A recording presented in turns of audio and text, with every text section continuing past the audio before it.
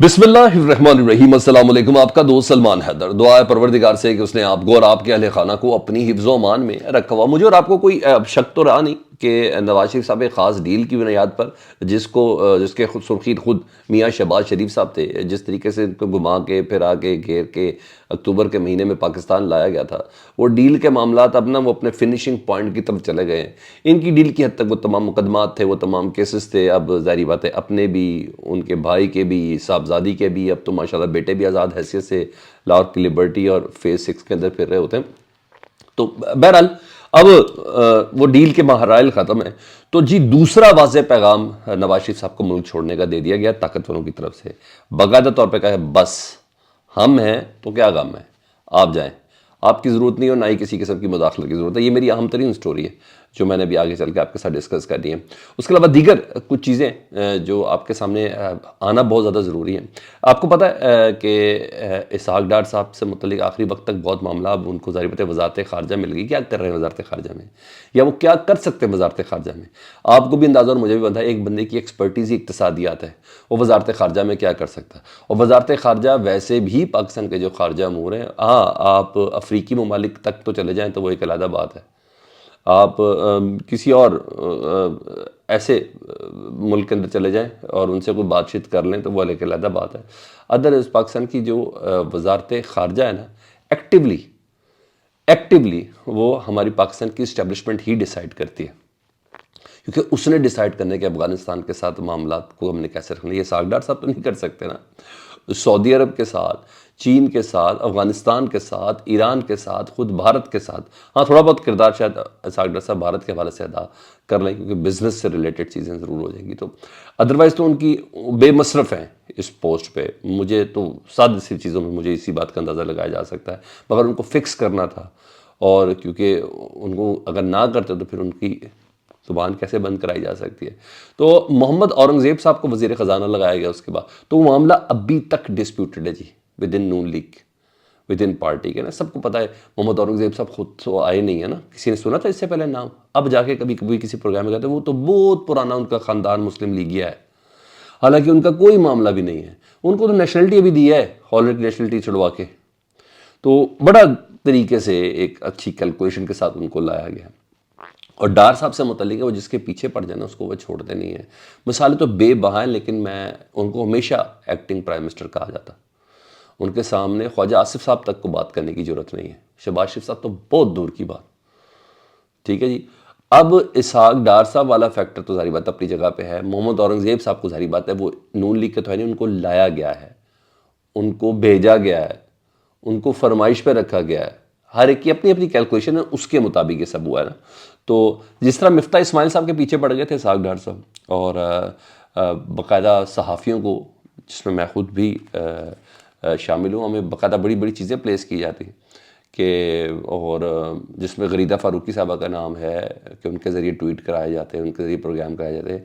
मोहम्मद दानिश साहब ख़ुद ये बात मानते हैं, बहुत से हल्कों के अंदर बैठ के वो ये बात मानते हैं कि मिफ्ता इस्माइल से मुतल्लिक हमें फीड जो करते थे ना कि फेल हो गया है, नु कड्डो सर, मैं ही ज़रूरत हाँ, मैं ही आना चाह रहा। फिर वो आए, फिर जिस तरह से उनके केसेस करवाए, तो एक पूरी एक स्टोरी है ना, तो पूरा पीछे लगवाया। तो वो अभी भी जान छोड़ने के प्लान में नहीं है। अब खबर ये आ रही है कि नून लीग की जो अपनी काबीना के अरकान है, नून लीग की काबीना के अरकान, मैं उन लीग की काबीना के अरकान की बात कर रहा, नून लीग की काबीना के जो अरकान हैं वो मोहम्मद औरंगज़ेब के वज़ीर ख़जाना बनाए जाने पर खुश नहीं है, और जारी मगर कर कुछ भी नहीं सकते, बेबस भी हैं। तो जब बेबस आदमी फिर क्या कहता है, साजिश करता है।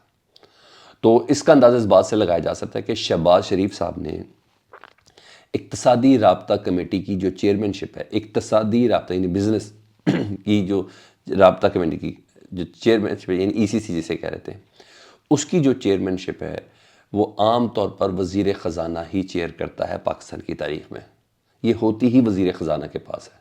इक़्तिसादी राब्ता कमेटी की बहुत अहम तरीन कमेटी होती है ये, और चेयर करता है, और अहम चीज़ों का फ़ैसला इस कमेटी ने करना होता है।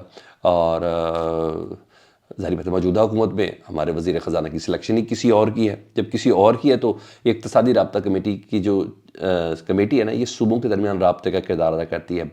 फाइनेंस का बहुत बड़ा चंक इसमें तकसीम करना होता है, اور حکومت کے حوالے سے اس نے بہت سی چیزیں اس کے تھرو آپریٹ ہو رہی ہوتی ہیں. تو نون لیگ نے چاہا کہ اس کو اپنے پاس رکھیں مگر وہ رکھ نہیں سکتے کیونکہ اورنگزیب صاحب سے لینی پڑے گی. اسحاق ڈار صاحب کو کیسے دیں؟ بیسکلی میں آپ کو یہ بتا رہا ہوں اسحاق ڈار صاحب کے لیے کوشش تھی. تو بھائی ابھی وہ کوشش تو کامیاب ہوئی نہیں. تو بھائی ہوا یہ ہے کہ ظاہر وزیر خارجہ تو ای سی سی کا چیئرمین نہیں لگ سکتا.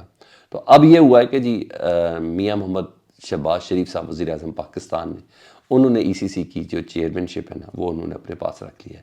اور ظاہر بات تب تک ان کے پاس ہے جب تک بھائی لوگ کہیں گے بھائی یہ بری بات ہے دیں محمد اورنگزیب وزیر خزانہ کو یہ چیئر دیں. تو یہاں یہ چل رہی ہے. اور دوسرا نجکاری کمیشن کے متعلق میرے پاس اطلاع ہے کہ نجکاری کمیشن بزنس ہے اس کی چیئرمین شپ دی جا رہی ہے اسحاق ڈار صاحب کو. ابے بھائی تم وزیر خارجہ ہو, اب نجکاری کمیشن کی چیئرمین شپ آپ کو کیسے دی جا رہی ہے؟ بہرحال میں لفظ احتیاط کے ساتھ کوشش کرتا ہوں کہ کوشش کیا جا رہا ہے کہ ان کو دی جا رہی ہے لیکن ان کو دی جا رہی ہے. حالانکہ وزیر نجکاری صاحب جو ہے نا وہ ہے علیم خان صاحب اور سرمایہ وزیر نجکاری اور سرمایہ کاری یہ بھی اسحاق ڈار صاحب کو دینے کو مگر اب کیا کریں علیم خان صاحب بھی ان کے تو نہیں ہیں, وہ تو لائے گئے ہیں, وہ تو بلائے گئے ہیں, وہ تو خدمات کا صلہ ہے ان کے پاس. تو یہاں اس حد تک معاملہ سیریس ہوا ہوا جی اس وقت. اور اس کی پوری مثال بھی ہے نا نجم سیٹھی صاحب نے خبر دی ہے اور وہ پھر بتا رہے ہیں. انہوں نے کہا نواز شریف کا پاکستان میں رہنے کا کوئی جواز نہیں ہے. انہیں واضح پیغام دیا گیا ہے کہ آپ شہباز شریف حکومت پہ مداخلت نہیں کریں. بڑے ویل انفارمڈ ہیں اور باقاعدہ دڑوں کے اندر بیٹھتے ہیں جی. اور ان کے ذریعے پیغام رسانی بھی ہوتی ہے یا ان کو نواز شریف صاحب کے بھی بڑے دوست ہیں کیونکہ لندن کے ریور میں کشتی انہیں کے ساتھ وہی چلاتے ہیں نا. انہیں کہا انہیں واضح پیغام دیا گیا ہے نواز شریف کو کہ شہباز شریف حکومت میں مداخلت آپ نہ کریں کیونکہ وہ ہم چلا رہے ہیں. ٹھیک ہے جی, نواز شریف کو یہ کہا گیا اب شہباز شریف حکومت میں مداخلت نہ کریں کیونکہ وہ ہم چلا رہے ہیں اور جب ہم ہیں تو پھر کیا غم ہے. یہ جملہ انہوں نے بولا. اچھا بقول نجم سیٹھی صاحب یہ دوسری بار پیغام نواز شریف صاحب کو دیا گیا ہے اور اس پیغام کے مطابق نواز شریف صاحب ظاہر بات ہے مرکز کی آپ نے دیکھا کابینہ کے کسی اجلاس میں کسی اہم میٹنگ میں آپ کو نواز شریف صاحب نظر نہیں آئے ہوں گے نا, کیونکہ سیدھا انہوں نے کہا بھائی پلیز کام ختم, آپ نے اپنا مقصد حاصل کر لیا, ہمارا معاملہ ہے, ہم نے ملک کو چلانا ہے, ہمارا ملک ہے. ٹھیک ہے جی. تو اب یہ ہوا ہے وہ کہہ رہے ہیں یہ دوسری بار میسج نواز شریف صاحب کو پہنچایا گیا ہے کیونکہ پہلے تو مرکز میں وہ نظر آئے تھے جو پنجاب حکومت کے جو اجلاس ہیں نا ایک آدھ میں وہ نظر آئے اور پھر بڑا احتجاج ہوا. اب یہ اس میں بھی نظر نہیں آئیں گے نواز شریف صاحب, یہ بھی میں آپ کو بتا دوں اس پیغام کی روشنی میں. اب یہ پنجاب حکومت یعنی مریم بی بی صاحبہ کو سپورٹ کرنے کے لیے ہوتا ہے نا, کسی اجلاس میں تھے, انہوں نے کہا وہ بھی نظر نہیں آئیں گے. تو اس کا مطلب ہے نواز شریف صاحب کے پیچھے بیٹھ کر نواز شریف صاحب کہیں نہ کہیں مداخلت کر رہے تھے جو اعلیٰ حلقوں کو سمجھ نہیں آئی. اس کانٹریکٹ کا جس کانٹریکٹ اس اسکرپٹ کا یہ حرکات و سکنات حصہ نہیں ہے جس کا نواز شریف صاحب بننے کی کوشش کر رہے تھے. تو شہباز شریف صاحب کو تو آپ کو پتہ ہے ویسے بھی اسحاق ڈار صاحب پسند نہیں ہے. تو بڑے بھائی کی اتنی باتوں کی نہیں سر وہ نہیں تو وہ وزارت دے دیں, اس وزارت میں تو سوال ہی پیدا نہیں تو کوئی اور ہو جائے, وہ تو ہے ہی اسٹیبلشمنٹ کی وزارت خارجہ. تو بہرحال اب یہ پیغامات تو اگر وہ آئیں تو پھر ڈیفینیٹلی یہ ہے. اور اطلاع میرے پاس بھی یہی ہے کہ نواز شریف صاحب کے پاس 3 ماہ کی ریٹن ٹکٹ ہے. انہوں نے پہلے سعودی عرب جانا ہے, اس کے بعد لندن میں اچھا خاصا انہوں نے آرام کرنا ہے. تو یہاں یہ معاملہ جی. ادھر ایک چیز ہم نے ڈسکس کی تھی اس کا فالو اپ دینا بہت ضروری. رانا ثناء اللہ صاحب کھل کے سامنے آ گئے. انہوں نے نا ڈائریکٹ پروگرام میں آ کر کہہ دیا ہے کہ اگر کوئی مسئلہ ہے تو عمران خان کے وجود کا مسئلہ ہے. یہ بڑی دھمکی ہوتی ہے جی, یعنی کسی بندے کی ہستی کو ہی ڈسپیوٹڈ کر دیا جائے, یعنی وہ وجود ختم ہو تو معاملات صحیح ہوں. پہلے بھی نے کہا تھا نا یہ عمران خان رہے گا یا ہم رہیں گے, یا وہ اس نے ہمیں نہیں چھوڑنا نہیں تو ہم نے اسے نہیں چھوڑنا, یہی باتیں کرتے تھے. مطلب اس بار انہوں نے کوئی لگی لپٹی نہیں رکھی. وجود کا مسئلہ ہے کہ آگے بھی کوئی جملہ نہیں بولا, اس کے پیچھے بھی کوئی جملہ نہیں بولا کہ بندہ کہے یہ چلو میرے کہنے کا مطلب یہ تھا تو میرے کہنے کا مطلب یہ تھا. تو اس پر نا پاکستان تحریک انصاف نے بہت سیریس اس کو نوٹ کر لیا ہے. آفیشیل جو اکاؤنٹس ہیں سوشل میڈیا کے انہوں نے بھی رکھ لیا جی, اور نہایت غصے کا اظہار کیا. ہر پلیٹ فارم پر کہا جا رہا ہے اور سنجیدہ حلقے تو یہ کہہ رہے کہ یہ سیدھے سیدھے عمران خان صاحب کو مارنے کی دھمکی ہے, ان کو اسیسن کرنے کی دھمکی ہے, ان کو اسیسینیٹ کرنے کی دھمکی ہے. اور پریشر یہ ہے کہ کم از کم رانا ثناء اللہ کی اسٹیٹمنٹ پر ان کے اوپر KPK کے اندر ایک مقدمہ ضرور درج ہو. مطلب وہی ٹکراؤ والی چیزیں شروع ہو جائیں گی. رانا صاحب زخم چاٹتے ہوئے بہت سیدھے ہوئے ہیں, بہت اگریسو اپروچ ہوئی ان کی, اور میں آپ کو یہ بتا دوں یہ اگلے 24 گھنٹے میں FIR درج ہو جانی ہے رانا ثناء اللہ صاحب کے متعلق، اتنا مجھے کنفرم ہے، میرے پاس یہ خبر ہے، ٹھیک ہے. تو مشاورت کے بعد یہ سارا کام ہونا ہے، کیونکہ پریشر بہت زیادہ آ گیا ہے پاکستان تحریک انصاف KPK کے اوپر.